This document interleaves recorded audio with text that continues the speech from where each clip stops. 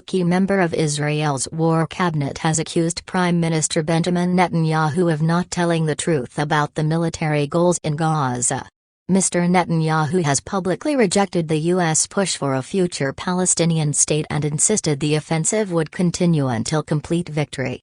But Gadi Eisenkot said those advocating absolute defeat of Hamas were not speaking the truth. The retired general's son was killed fighting in Gaza. He also said Mr. Netanyahu shared sharp and clear responsibility for failing to protect his country on 7 October and urged fresh elections, saying there was no trust in Israel's current leadership. Hamas killed around 1,300 people and took 240 hostages in their surprise attack on southern Israel. Tensions among the cabinet, with reports that the Prime Minister and Defence Minister Yoav Gallant are barely on speaking terms, come as the chasm between Israel and its Western allies widens. After Mr. Netanyahu's comments on Palestinian statehood, the White House National Security Advisor John Kirby said the United States and Israel clearly see things differently. A State Department spokesman said that there was no way to solve Israel's security challenges without a Palestinian state. The White House said President Joe Biden discussed a two-state solution with Mr. Netanyahu during a call on Friday, the first in nearly a month.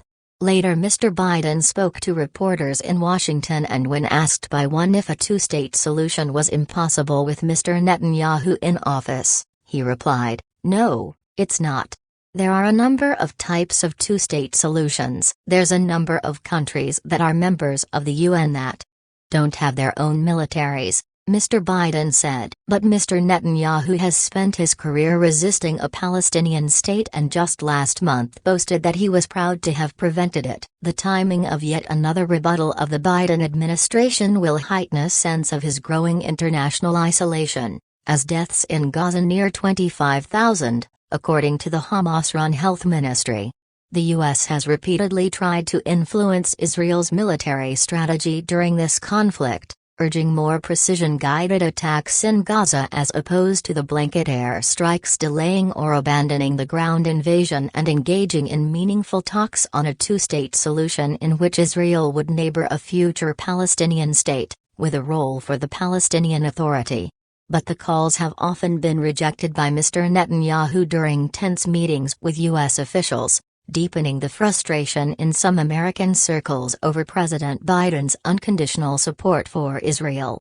Amid the preponderance of death in this conflict, Israel's allies hope life could be breathed back into the dormant two-state plan as the only way to create lasting peace.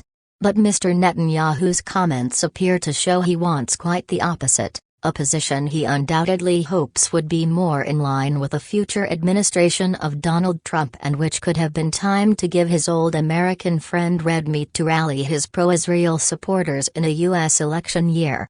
Within Israel, an increasingly unpopular prime minister is falling back on the far right that props up his government. A recent poll found that just 15% of Israelis want him to keep his job after the war, and while most Israelis continue to support military action against Hamas, the majority now say they want to prioritize bringing the remaining 130 or so hostages home, over the potentially impossible aim of destroying Hamas.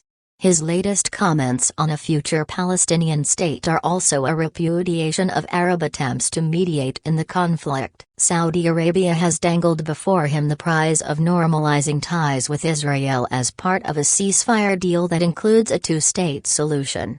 But Israel's prime minister seems to have staked his political survival on a hardline anti-Palestinian position. No longer can he sell himself as Mr. Security after the worst attacks in Israel's history happening under his watch. Now it's Mr. No Independent Palestine, a position he believes will chime with the public mood here that, while increasingly out of love with its prime minister, is still too traumatized to conceive of a Palestinian state next door.